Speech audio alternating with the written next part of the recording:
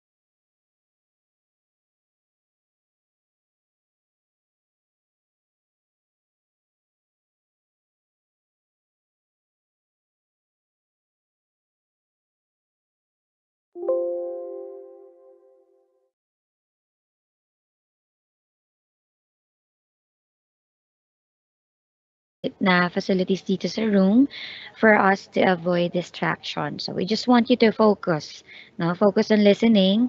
Marami pong share na info yung ating speaker. Minsan wala po dun mismo sa power or sa slides, no? So kailangan makinig po tayong maigi. If you have questions, no, na gusto nyo i-ask or i-raise, no, you don't need to worry. We'll be giving you time to raise them through our chat facility. Participants, kapag kayo po yung magpapadala ng katanungan, um, ni-request po namin, no, for you to indicate your company name or kahit nickname, no, when asking a question so we can properly address you. Alright? Siyempre, para mag-greet na rin po namin kayo.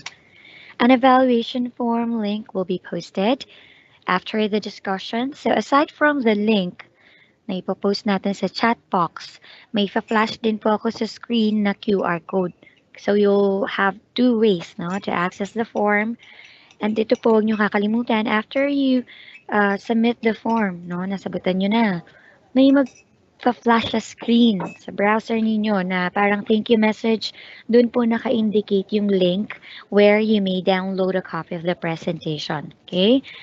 I hope clear po tayo dyan. For best viewing experience, please join the session using a laptop or desktop computer. Kung mobile phones po ang gamit or tablet, no? Wala pong problema.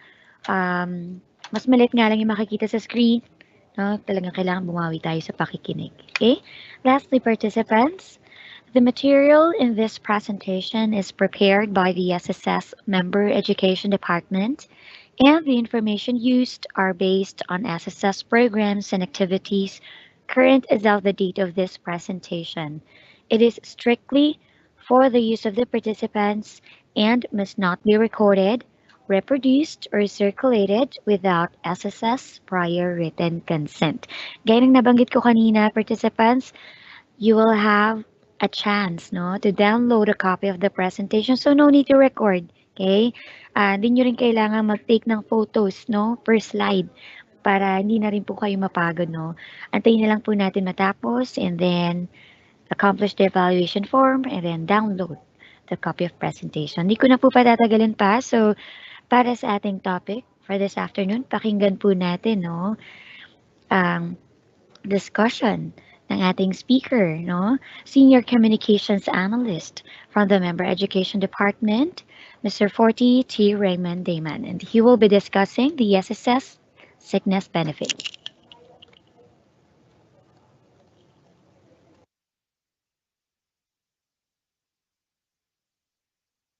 So today, in this Tuesday morning, we'll focus the discussion on the sickness benefit, no? Its qualifying conditions as well as yung application process. Especially this time na talagang madami na and we're promoting online applications. So let's see kung saan siya maging applicable, and we'll also be differentiating, no, yung process and yung filing process both for employed members as well as yung mga individual members natin like self-employed, voluntary, ayan, OFW na and working spouse. So yan, i-discuss natin yung lahat. But before that, okay, I guess it's really best to define first ano nga bang sickness benefit, no? Now, the idea of SSS, no, in providing benefits to its members is whenever there is a loss of income on their part. So with that, this definition as a daily cash allowance paid to the member for the number of days he or she is unable to work due to sickness or injury. So in this case, again, maaring magbigay ng sickness benefit ang SSS provided na nawala ng kita dahil kayo po bilang miyembro ay nagkasakit or nagkaroon ng injury. Okay, again, whenever there is a loss of income on your part. Now, important thing, ano nga ba yung mga qualifying conditions? Kasi maaaring yes, nagkasakit tayo, nawalan tayo ng trabaho, but we have to still meet yung mga qualifying conditions for this benefit. Speaking of, una, confined for at least 4 days. Now, don't be bothered with the word confined kasi hindi naman po kailangan na confine na kayo sa hospital for you to qualify for a sickness benefit. We have two types of confinement here. Meron tayong home confinement and hospital confinement. Okay? Hindi necessary na na-confine talaga kayo sa hospital. Ang kailangan itong 4 days na to, minimum of 4 days, continuous and calendar days. Kahit kayo po ay nagkasakit o ng weekend, wala kayong trabaho, pero yun nga, nagkasakit kayo dyan, calendar days kasi yung tinitignan natin at dapat tuloy-tuloy. So at least 4 days. Another question is, meron lang po ba kayong certain list of illness or sickness or injury na binabayaran for sickness benefit? And the answer is no or none. There's no such list. Kailangan lang kasi natin dito, aside from nagkasakit ng hindi bababa sa 4 na araw, tuloy-tuloy na 4 days, no? Ang isa pa na kailangan natin dito, kailangan confirmed yung illness and is supported by a medical certificate. Okay? So confirmed yung illness, hindi bababa yung pagkakasakit ng 4 na araw and is supported by a medical certificate. Now, for those of you who might be asking also, very timely, so pag nagka-COVID po ako, naging COVID positive patient, pwede ba ako makapag-file ng sickness benefit? And the answer is yes. Aside from the medical certificate, meron po dapat positive result from RT-PCR test. Pwede din naman pong rapid antigen test administered by a DOH accredited facility. So yun, so pwede po siya. Kasi again, wala namang type of illness lang na binabayaran. Basta confirmed yung illness supported by the MedCert. And for COVID-19 positive cases, positive result from RT-PCR or rapid antigen. Now, pagdating naman sa contributions, ito yung mga halaga, no? Nakapagbayad ng at least 3 months sa loob ng isang taon or 12 months bago yung semester of sickness or injury. Now, this is where it gets tricky kasi ang hinahanap natin na 3 months dapat nakapaloob against 12 months. May sinasabi pa dito na semester of sickness or injury. Now, himayin natin to. When we say semester kasi, it is composed of 2 consecutive quarters. Dalawang quarters na magkasunod. So halimbawa nagkasakit ka ngayong March of 2022 unfortunately, 'di ba? So March 2022 it falls on the first quarter of the year. Ang kailangan natin dito is semester, so dalawang magkasunod. And ang tinitingnan natin dito is puro patras na mga contributions kasi 'di ba prior pa doon sa semester, preceding the semester. So for us to form a semester of contingency, we have to take the first quarter of 2022 and patras the fourth quarter of 2021. That would cover October, November, December, January, February, and March. Okay, dapat yung end na quarter, dun yung buwan kung kailan kayo nagkasakit. Okay? Or yun yung quarter kung kailan kayo nagkasakit or nagkaroon ng injury. So yung maging semester of contingency ninyo would be from October 2021 until March 2022. Now, the 12-month period would be from October naman 2019 hanggang September 2021. So within that 12-month period, dapat merong at least 3 months. Hindi naman kailangan na magkakatabi or consecutive. As long as pasok doon sa 12-month period, kahit galing pa po yan sa previous employer ninyo, or as voluntary yung contribution, it won't matter. Basta merong at least 3 months, pasok doon sa 12-month period, contribution-wise would qualify for this sickness benefit. Okay? Another one is the notification. Pag kayo po ay employed, dapat po i-notify ninyo yung employer of your sickness or illness or injury, and employer will then notify SSS.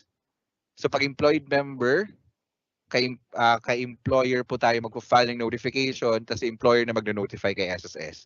Pero kung unemployed or kayo po ay voluntary, individually paying member, voluntary self-employed, directly na po kay SSS yung pagpa-file ng sickness benefit. Definitely, kasi wala naman kayong employer doon. Okay? Now, another qualifying condition, the last one actually, dapat po nagamit yung current company sick leave with pay. So as mentioned dun sa definition natin, di ba, if you have um, ito, SL with pay, considered as income kasi yun, di ba? So, again, the idea is dapat merong loss of income on your part for you to enjoy your sickness benefit or avail your sickness benefit under SSS. Now, halimbawa, meron kayo approved na, ito applicable lang definitely sa mga employed members, no? Halimbawa, meron kayo approved na notification, 15 days. Tapos meron pa kayo 5 SL with pay. So, the 5 days dun, babayaran muna ng company's SL with pay. The remaining 10, yun ang i-claim natin under SS sickness. So, kailangan gamitin muna natin, again, current company sick leave with pay. Pag wala na kayong SL with pay, meron kayong VL, hindi natin itatap yun. Only the sick leave with pay. Okay? Yan. So, yung process natin, ito, under the usual circumstances, no, this was actually applicable. Ito, prior pandemic, and hopefully when everything gets back to normal, babalik tayo dito sa rules natin sa notification. Pero mamaya may update naman tayo during this time of pandemic. Pero yun nga, ito, prior pandemic, ito talaga take effect do. Pag-notify natin ng ating sickness sa ating employer, from employee to employer, you will be given 5 days. And this is applicable for home confinement o yung mga outpatient tayo. Then employer will be given 5 days from receipt of that notification to notify SSS.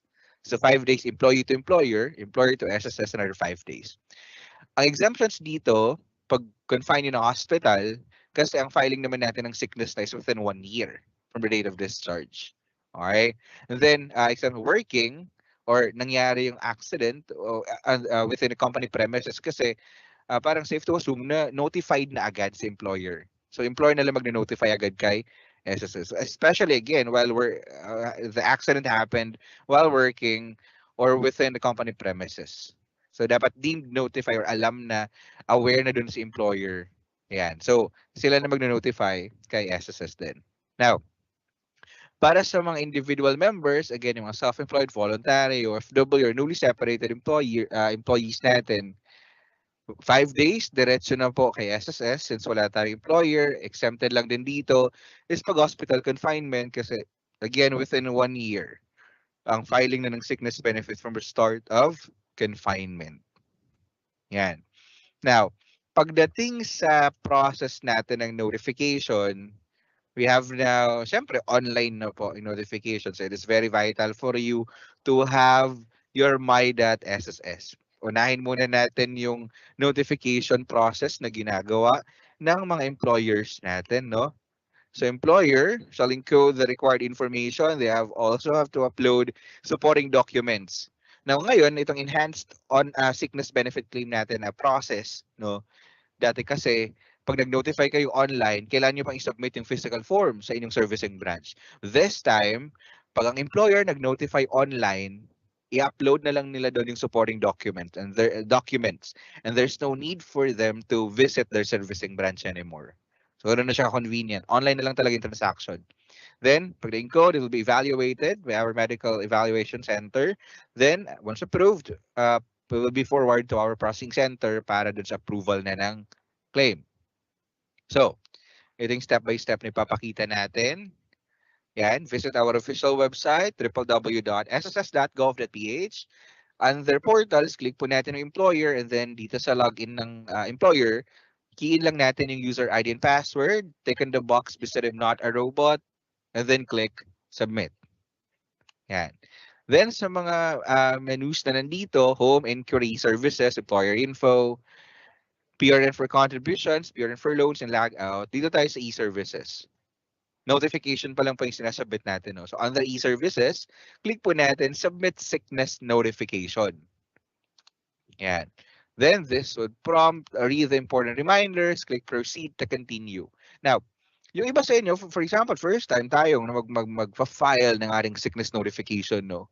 If you're not familiar or you're not aware of the documentary requirements to be submitted or to be uploaded, click muna natin to para aware tayo, para ma-prepare na natin before even proceeding, no, dun sa pag-apply mismo.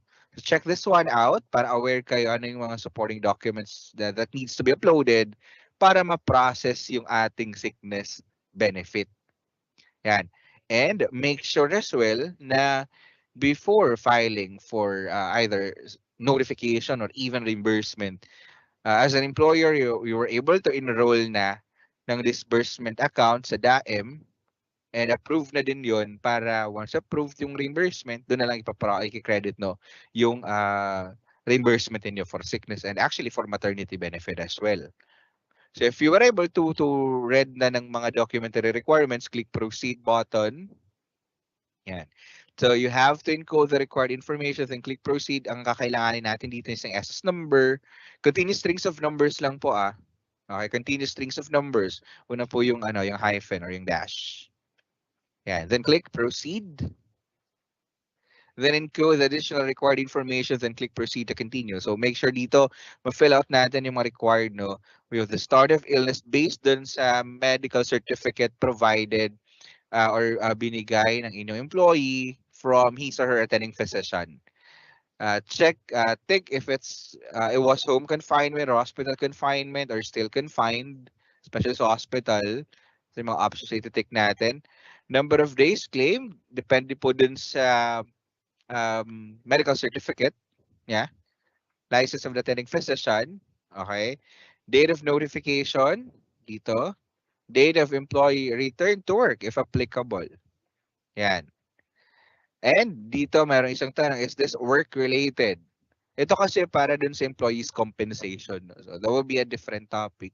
Pero I'll be tapping it ng konti. Pag work-connected, yung sickness or injury niya, okay, you can select the option yes. Kung hindi naman, no. Yan. So, click lang natin yung proceed if we were able to supply the required information here. Now, take note, kung work connected po yun, pwede siyang i-file for employees compensation. A quick reminder lang sa mga employed members natin na kailangan po ang employed member, if they're claiming for an easy sickness benefit, they're registered in the buy.ss and meron na din po silang approved na disbursement account sa DAEM. Bakit?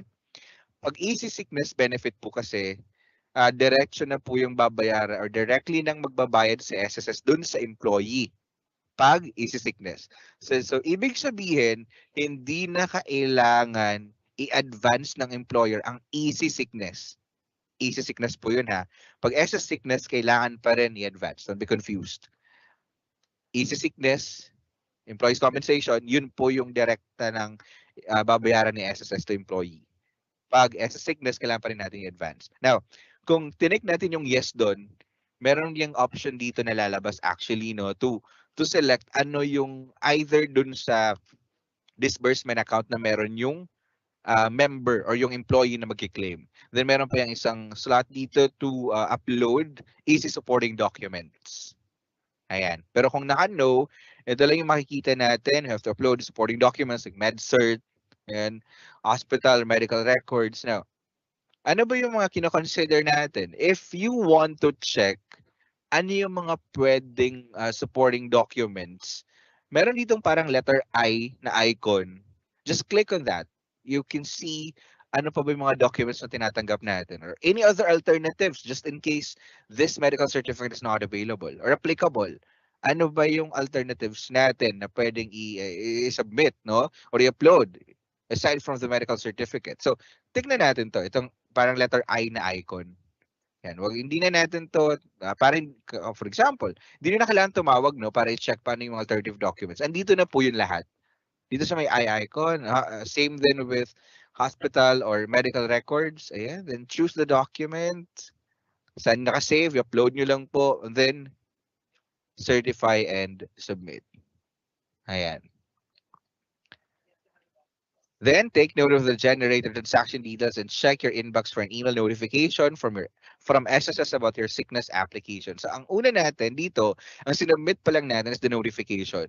We still have to wait for the approval of the sickness notification para malaman natin ilan yung number of days na approved na magiging basihan natin to compute the sickness benefit as a sickness benefit. At yun na din yung i-advance natin sa ating empleyado before we could file for the reimbursement.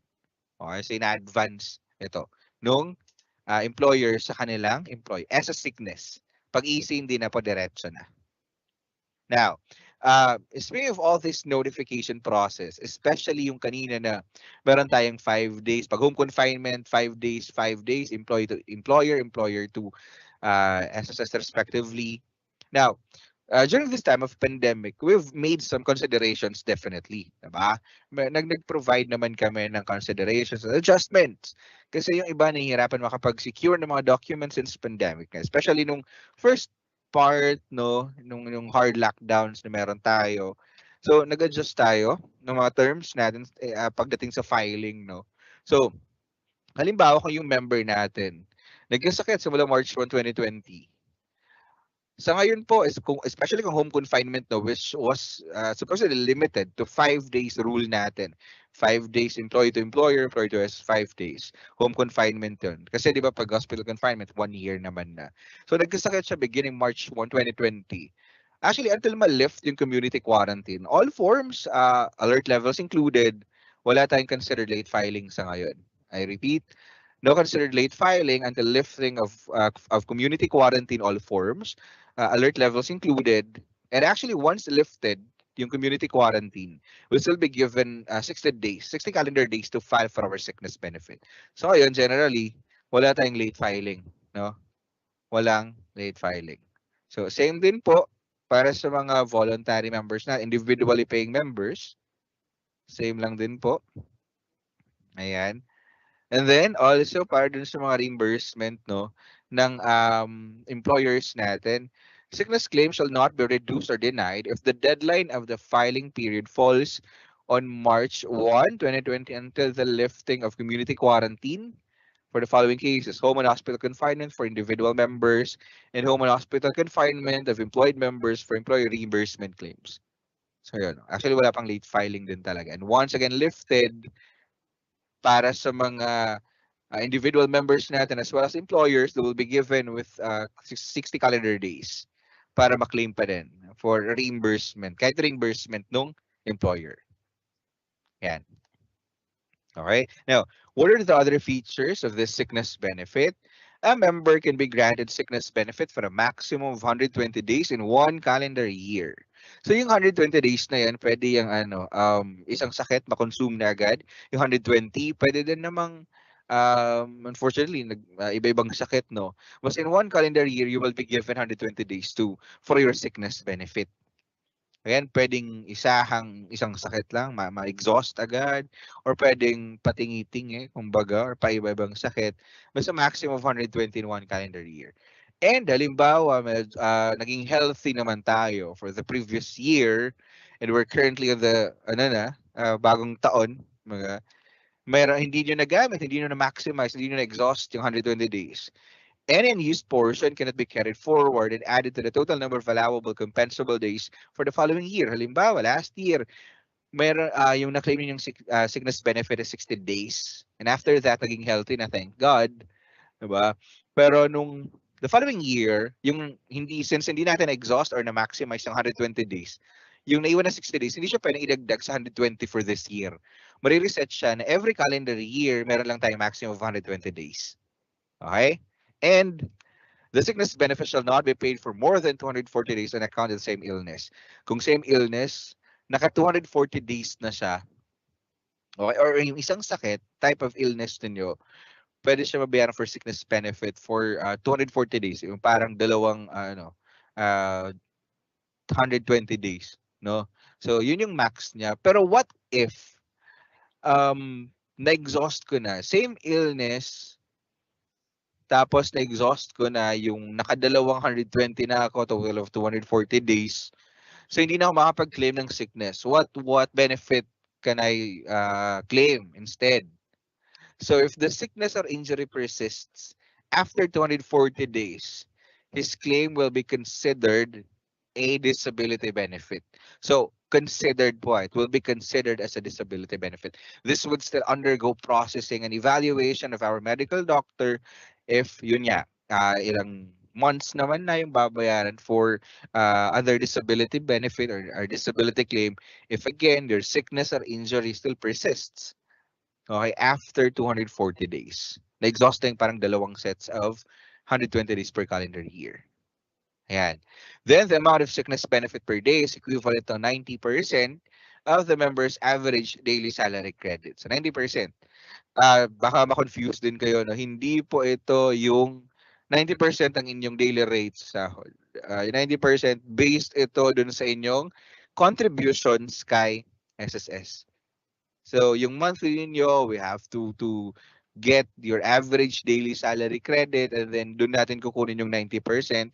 Then we have to multiply it dun sa number of days approved for your sickness claim. Yan. Then how, let's say for example, we're able to file na ng sickness benefit natin, either notification or yung reimbursement. Can we check the status of our sickness claim?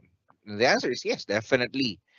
You can always use, you can always maximize your My.SSS to check the status of your benefit claim applications, not only limited to sickness or maternity, even if yung mga, even those final claims niyo like retirement benefit, unemployment, all status verification is available on your My.SSS. So let's check kung saan natin siya pwedeng makita.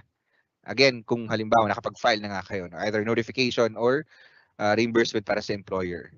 Yan. So for employer, nag-file na kayo ng reimbursement. Under inquiry, pag nakapag-login na tayo, sickness slash maternity, meron dito mga separate tabs.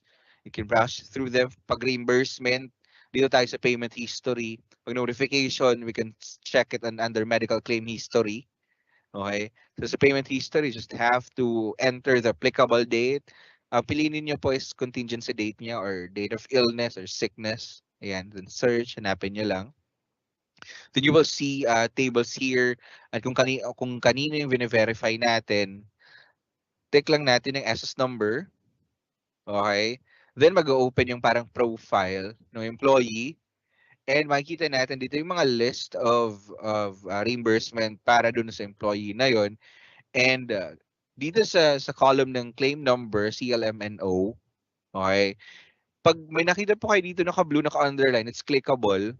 So if you're wondering kung ilang days nga, halimbawa dito na approved, though yung status is approved, other details.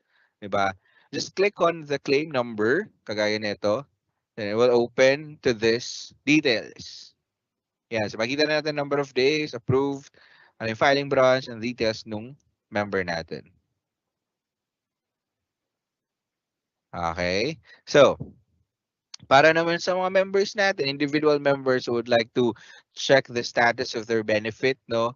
So, inquiry, pag nakapag-login na kayo under inquiry, sickness slash maternity, then sickness maternity claim info para dun sa halimbawa sickness benefit ninyo or kung notification yan dito sa medical evaluation. So, ayan, yung tab for sickness, hanapin lang natin. Basta other claim number if you want to check more details of your of the status of your settled or denied or rejected claim. Click lang natin yung claim number para mabuksan natin yan. Okay? So, paano ma-enjoy ng employed member ang kanyang sickness benefit?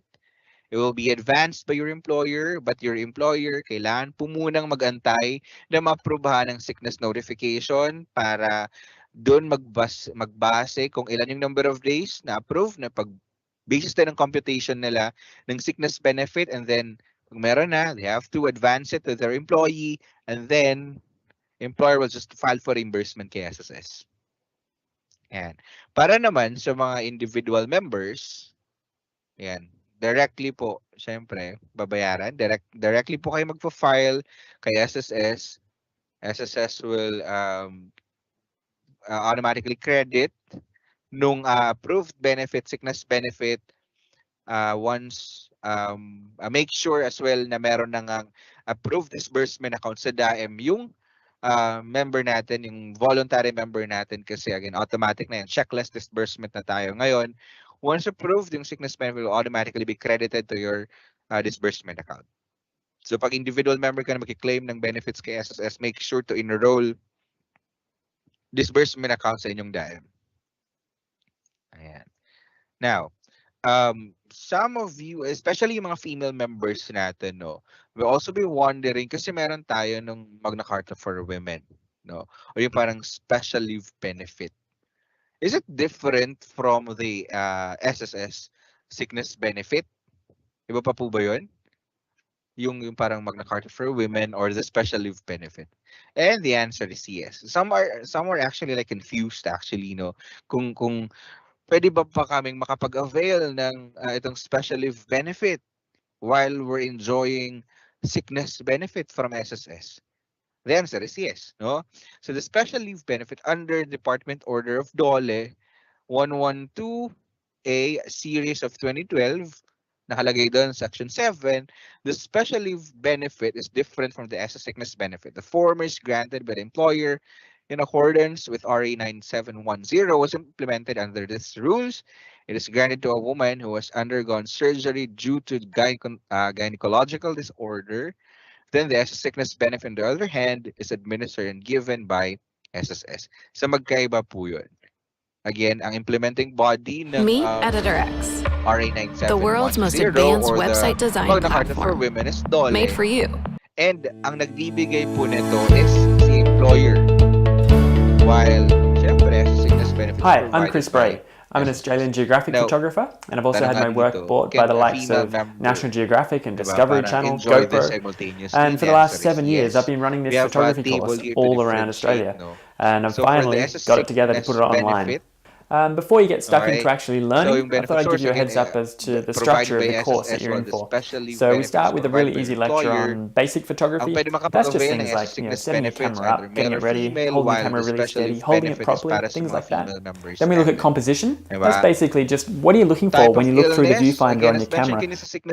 Of the word shake when I was designing these lecture slides, and it was late at night. It was a classic long, slow exposure. Gonna have a lot of camera shake in there. And this was holding the camera as steady as I possibly could, but just doing a few basic techniques wrong, like holding the camera the wrong way, the way I see a lot of people hold cameras. And then this is taking the same photo again, but just doing a few basic things right, like hanging onto the camera correctly.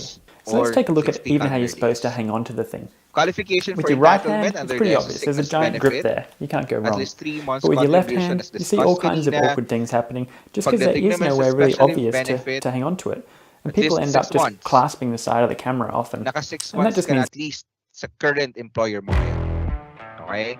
Then amount of benefit is 90%. We've been selling our of the film course multi-salary successfully credit, for years with an for the $800 special price tag benefit, and have had it is the white multi-basic balance. pay Some plus training videos mandatory only focus on allowances. one of these Then, and never give you the bibigyan bigger niya kayo for picture 2 of how all months. of these work Again, together. different And you yun. have to take all of This could these be and enjoyed then by our juggle female them members who've undergone because it didn't look like true cinema that we're all used to seeing, but felt more like a home video or something that you would watch on a news broadcast. If you've got a Canon DSLR camera like this one here, don't go away. In this video, I'm going to share some cool tips to help you get more from your camera. Again, checklist disbursement na tayo. Make sure as an employer you were able to Hi, enroll Paul in here from disbursement account Photogenius, and on this channel I like to do photography tutorials, share with you great tips so you can get more from your camera, plus I do occasional product reviews as well. So if you are new to this channel, please consider subscribing. This video is all about Canon DSLR cameras. I've got some great tips to share with you, so if you've got a camera like this one here, don't go away. Let's get into it. Now in this video I'm going to be using the Canon T6 or EOS 1300D, depending on what part of the world you are. Log in kayo, user ID and password, click on the box beside I'm not a robot, and then click submit. Then under e-services tab, click submit as a sickness benefit reimbursement. So you want to take your next step into photography and you thought to yourself, we can see here the list of approved sickness notifications. You've gone online, you're looking at cameras, all of a sudden you've got 10 tabs open in your browser and you are confused because camera A has got 57 focus points and camera B has got 58 and you don't know which one is the best one for you. Well, in this video, I'm going to teach you how to choose your first camera. So by the end of it, you will know definitely which one to buy. And if you're an experienced photographer watching this, what I want you to do is put your experience in the comments so that you can help out all of these people that are looking to choose their first camera. Now, I'm pretty sure the first thing that you are considering is the actual brand to buy, right? Now, that is coming later in this video. I've got lots of brands of cameras and we're going to look at that later on. But in reality, the first thing that you need to consider is your budget. How much are you prepared to spend? Review and the it included works out information, roughly click on certification like this, undertaking, for and around certify and submit. 350 to 500 pounds, you are Review going to the get details a here. Dito real yung amount, good budget makikita na tayo dito ng model of computation, camera. no? If you increase that budget to 500 to 1,000 pounds roughly, you're going to get really good. Click on the box here by signing certification and if you undertaking. go Click on the above box, £1,000, then you can go on forever and click ever. That's when certify you and start submit. getting into the really kind of high-end And a camera confirmation screen will be models displayed and with the the ones option that to are really encode another expensive. SBRA So why aren't application, cameras different if prices? any. You know, why do you get So, a kung meron brand, pa po let's say kayong like file for Canon, and they have reimbursement, click different lang natin price to, ranges encode another of claim, pero cameras? ito na They yung have transaction a number budget ninyo option, a based dun mid-range sa option, nauna ninyong and a sinubmit. high-range option. You will You also know, all receive an brands email do that. notification There is a few through reasons why this employer's is. The registered main one email is build address quality. So, for for the instance, successful down the submission lower of end. SBRA with your And then you transaction have to number consider and the details type ng of employee, camera no, that you want na to get. Right now, magpa-filean it natin. basically breaks down to this. So You've dito, got compact halimbawa cameras, magpa-file which ulit are the kayo ng really small panibawang ones that you put in reimbursement. your Yung pocket. pangalawa naman, You've got click bridge lang natin yung cameras, claim and then reference you've got number. these ones here that are Tapos ayan, DSLR meron pang cameras. company signature Now, pay. this one's really Hindi simple. naman All siya you will need is a camera that Tapos goes dito to ititik fully natin na manual employee and a already camera. deceased. So ito yung option niya. Pag click natin yung proceed, dito yung option nilagay natin, deceased na yung yung member. So, meron yan ditong additional certification na talagang in advance ninyo yung sickness benefit kaya kayo magfa-file ng reimbursement. Yan. So, double check the required information. Click on the box, again, certification and undertaking. Tapos dito yung natin, advance payment. Make sure that again, you are able to advance the sickness benefit. Then click certify and submit. Same, the transaction number will be flashed on your screen dito. Then, kung wala na, click back to home. You will also receive a notification through your email. Okay? So notification will be sent to employer's registered email address. Now, itong enhanced na SBRA natin, kagaya na siya ng maternity benefit. Ang member kasi, makaka-receive na din sila ng notification or parang link where they have to confirm kung natanggap nila yung advance payment for sickness benefit. Member will be able to check this one on their inbox notification sa my.sss. Pag click nila yan under transactions, ito makikita. Okay? And also, member will receive an email notification. And para ma-certify nila yon, click lang natin itong click here. Ay, clicking, itong here lang pala. And click here to confirm the receipt of advance payment of sickness benefit from your employer. So, meron ditong option, no? Ito yung details. Ito ba in advance sa inyo as an employee? Diba? So, you have to confirm or pwede ding I do not confirm. Kung hindi naman talaga nag-advance. Again, we have to parang make sure na nag-advance yung employer for as a sickness benefit before then mag-proceed yung application nila for reimbursement. This must be confirmed first by their employee. So pag kinonfirm na nila yan, na may natanggap nga silang advance payment with this amount, there will be a transaction number. So click lang natin yung OK. So an email notification will be sent to employer's registered email address confirming the receipt of advance payment from employee nila. Yan.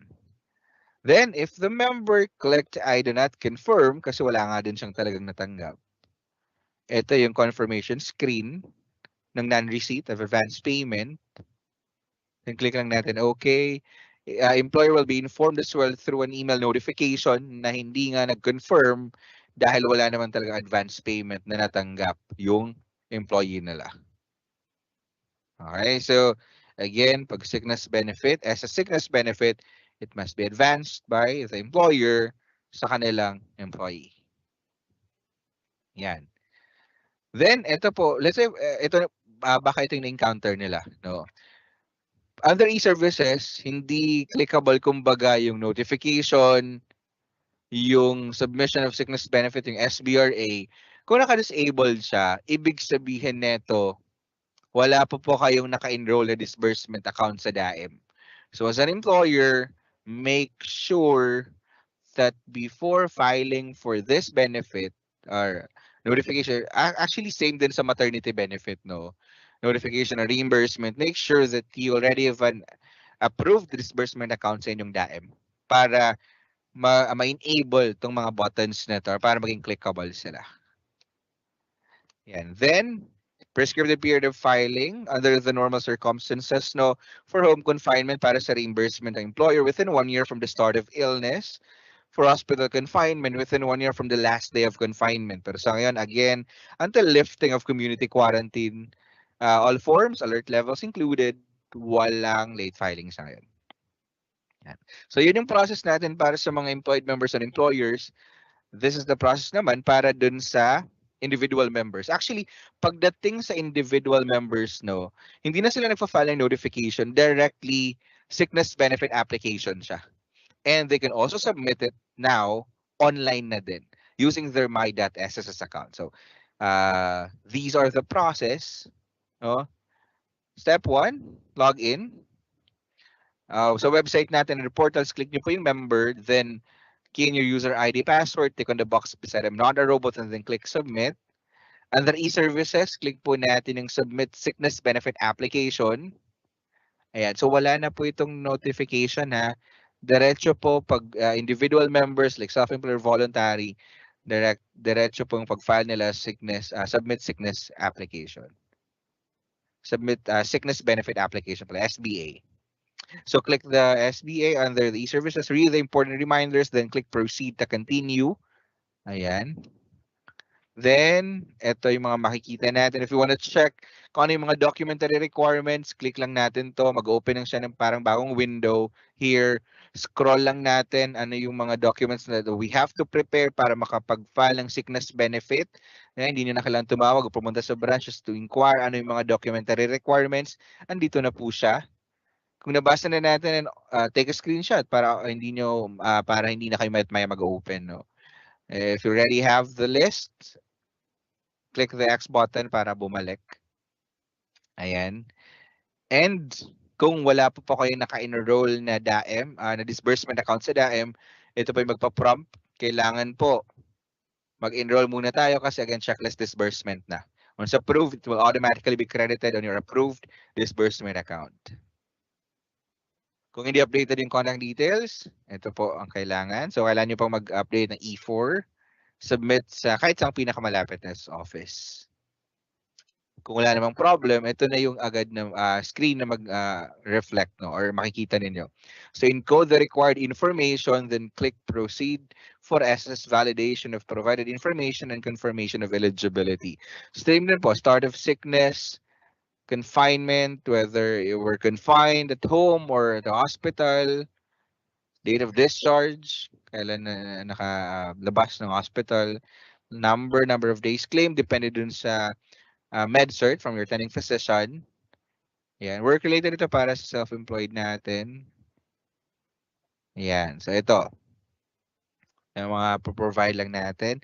Now, here, the next step, after natin maklik yung proceed, makikita natin dito yung mga buttons kung saan natin pwedeng i-upload yung mga supporting documents. Again, if you want to check out alternative documents, click nyo lang po yung parang I na icon. And then reminders natin dito attach a readable colored image or PDF. Maximum file size is 2 MB per file. Okay? So ito yung kailangan natin sa limitation ng in-upload nating file. So select lang natin. If you want to check again, under medical certificate, yung I na icon, gaya nito.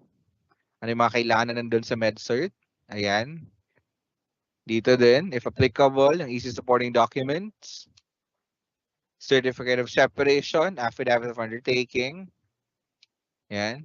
Other medical documents, hospital, or medical records. Ayan.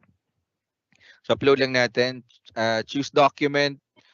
Select natin saan siya nakasave. Then upload. And then, uploaded na sila.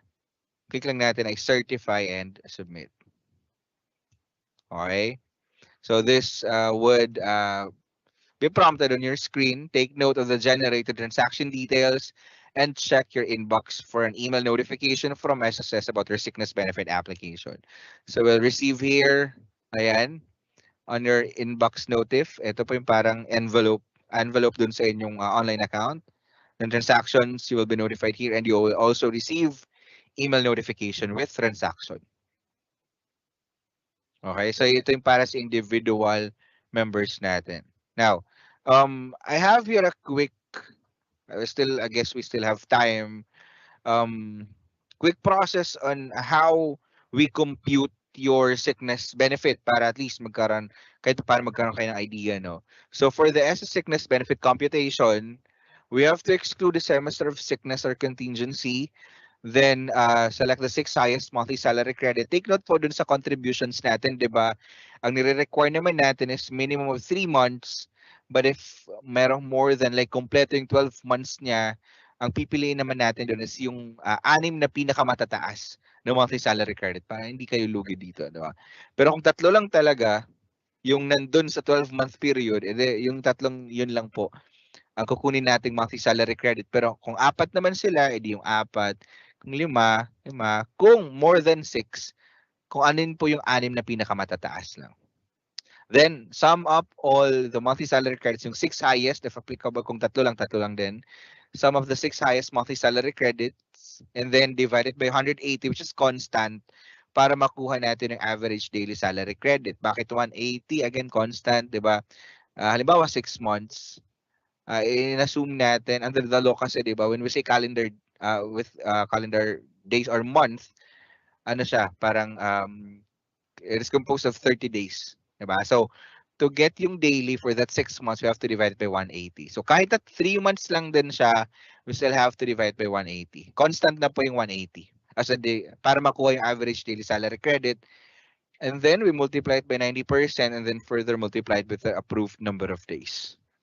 Halimbawa dito, confinement period, nagkasakit July 1 to 30, 2020. 30 days yung kiklaim natin. Pero meron pa siyang company sick leave with pay. So, July 1, ito yung pagkakasakit niya, July. Again, we have to, yung step 1 doon is exclude the semester of contingency. Kung nagkasakit ka ng July, this, July kasi pang third quarter yun eh. July, August, and September. So, to complete a semester or to make a semester, kailangan po dalawang magkasunod na quarter, and as mentioned kanina, paatras po yun. So kung nagkasakit kayo sa third quarter, ang idudugtong natin dito is yung second quarter, which is from April to June. So this would make your semester of contingency, April to September. No? Then yung 12-month period bago yung semester, it's March 2020 going backwards, April 2019. So that's April 2019 hanggang March 2020. Dito yung 12-month period natin. So dito, itong 12-month period na to, dito po kailan meron at least 3 months na contributions. Okay? 3 months at least na contributions, at kagaya nito na more na kompleto, ang kailangan natin diyang kunin is yung 6 na pinakamatataas na monthly salary credit. If we have, diba, we sum up all monthly salary credits, okay, to get the total MSC, then we divide it by 180, multiply by 90%. So ito yung daily sickness allowance niya, time multiplied by 25 days. Bakit 25 days na lang? If we can recall, 30 days ang in-apply niya.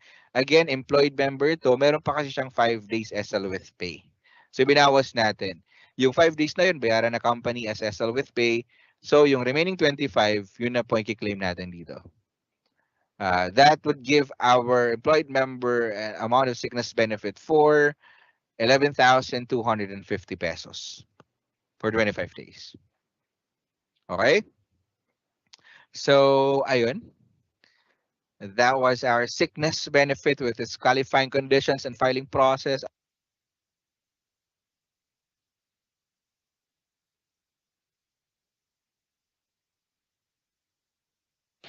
All right, that was Sir Forty Raymond Damon. Okay, thank you very much po for the detailed discussion on our topic. Kanina pa po naka-open yung ating chat facility for your questions. And may mga ilan na pong pumasok at ilan na rin po ang mga nasagutan via chat facility. Pero bago tayo dadako sa ating question and answer na part, no, and bago ko ipakita yung QR code, may ilan lang po akong nais i-promote sa inyo, no, and ilang paalala. So, hold on.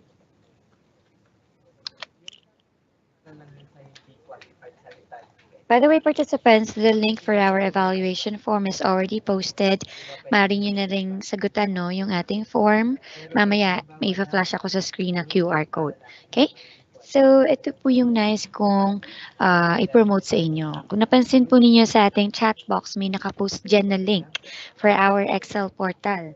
Ano ba tong Excel portal na to? Dito ay para kayong nag-online class, no? Kung gusto niyo mag-self-study about different programs and benefits ninyo with SSS, no? Ito yung perfect ninyong i-visit, no? Kako sa inyo, i-copy-paste and save nyo na yung link. So, dito may different modules kayong mababasa, maaaring pag-aralan. Hindi siya time-pressured. So, tuwing magkakaroon kayo ng inyong vacant time, sabihin natin break time ninyo sa office, no? Pwede nyo balik-balikan hanggang sa matapos nyo siya, no? Per module. And every end of each module, merong post-examination na tinatawag, no? Na once na ma-obtain niyo yung passing rate of 80%, maaari kayong maka-receive ng Certificate of Completion. So let's say, na-complete nyo yan, no? Yung 7 modules. Which sabihin, you may receive 7, no? Different certificate of completion. Okay? And this is for free participants. You don't need to pay for anything. So, for us to know more about this Excel portal and how it works, let me just play this very short video. So please watch this.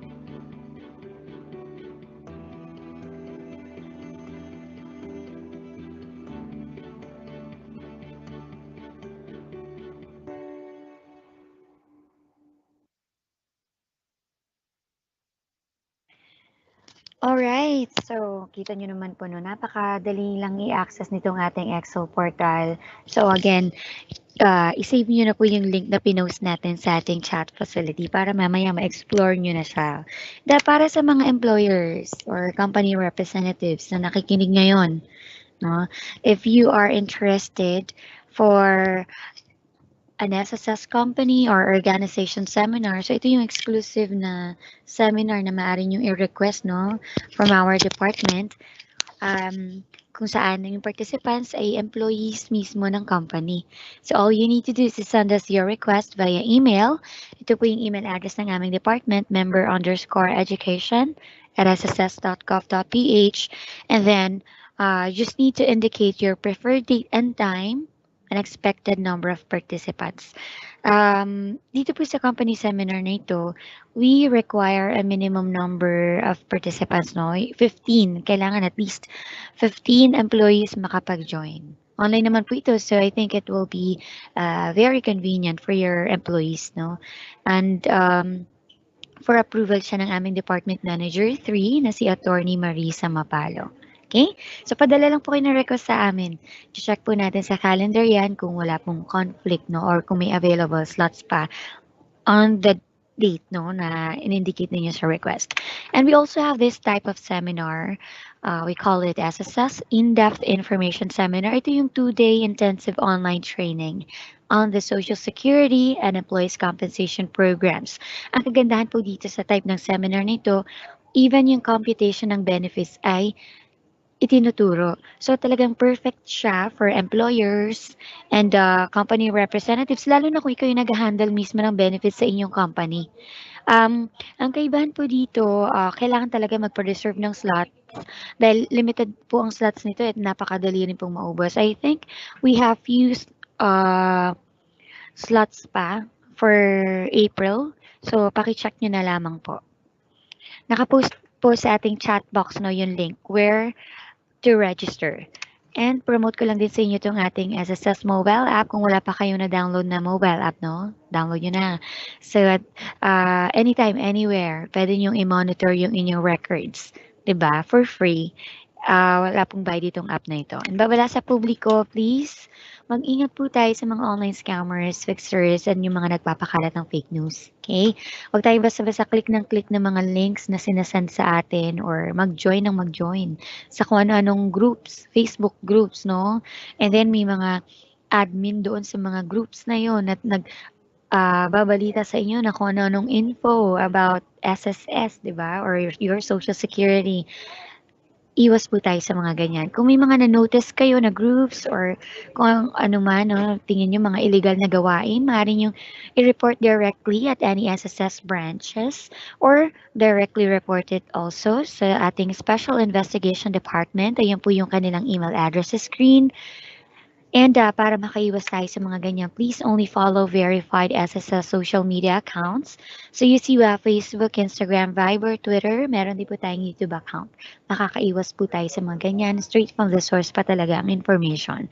And like what I said, no, ito na po yung QR code para sa ating evaluation form. So pwede nyo na siyang i-scan. And let me check our chat box, no. Marami pong pumasok na mga questions dito actually na similar po yung mga concerns.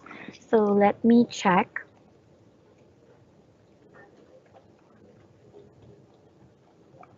Right? May mga kasama din po tayo from the Member Education Department na kasalukuyang sumasagot, no? Via chat.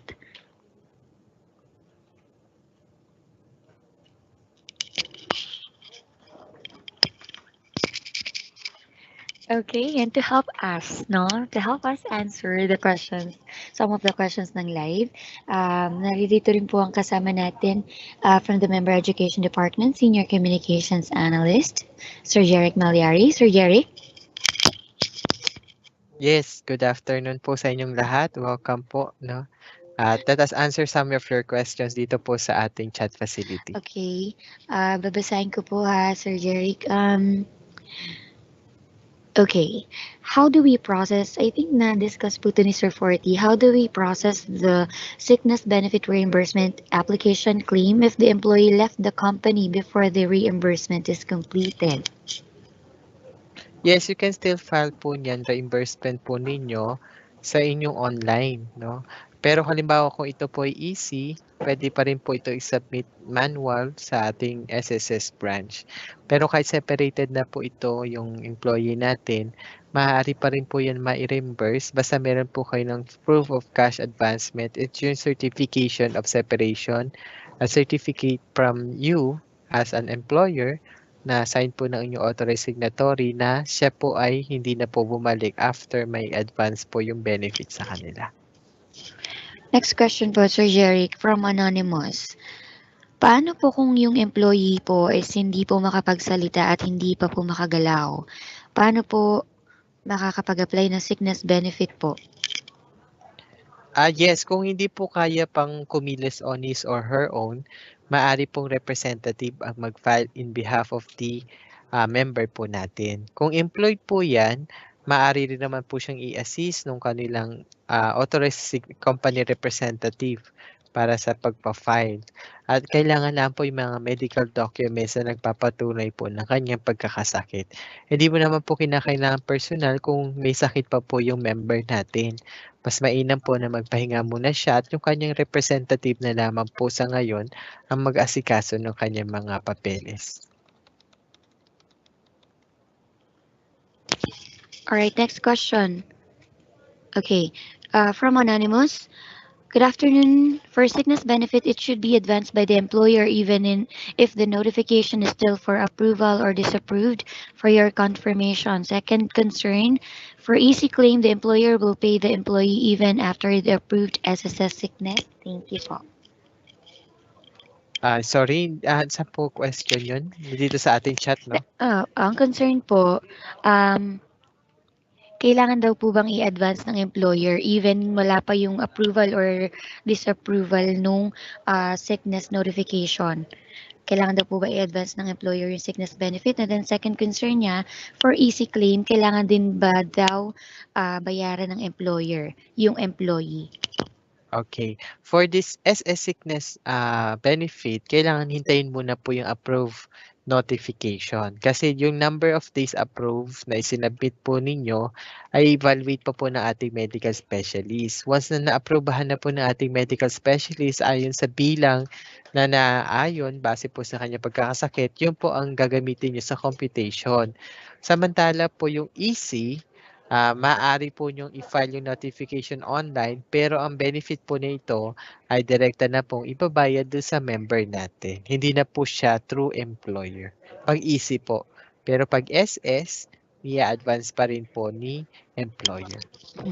Alright, thank you Sir Jeric. And I think na-answer na rin yung concern or question dito ni Araustrio Momo. I don't know if this is a company name. Okay, thank you.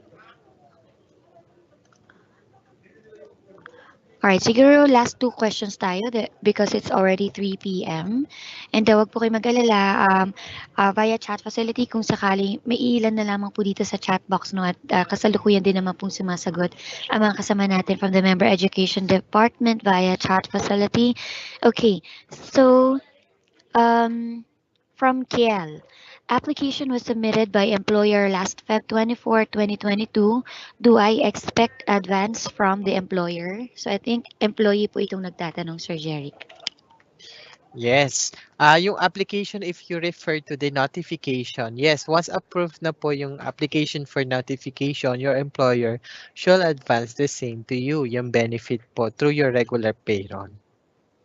Alright, thank you. Last question po tayo ng live.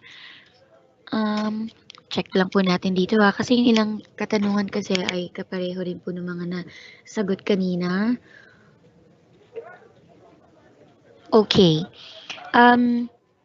Saan po makikita, from Anonymous, saan po makikita na okay na po yung sinubmit na SBRA or sickness benefit reimbursement application? Hindi po kasi siya makita after kung masubmit. Sa BPR sickness, SBRA online claims at sickness payment tab, wala din po. Nag-confirm na din po si employee sa message ni SSS na na-receive na po niya yung advance payment. Yes. Antabayanan nyo po kasi you will receive a notification regarding your reimbursement at maaari po kayo makontak through your email address. From time to time, you can also check dun sa ating inquiry menu dun sa inyong employer online account to check kung talagang na-process na po ni SSS. Pero in the same manner as mentioned, you will be notified also through your registered employer email address. Kung wala pa rin po at matagal na po yung claim niyo kung sakali man, you can directly follow up po sa ating SS Servicing Branch.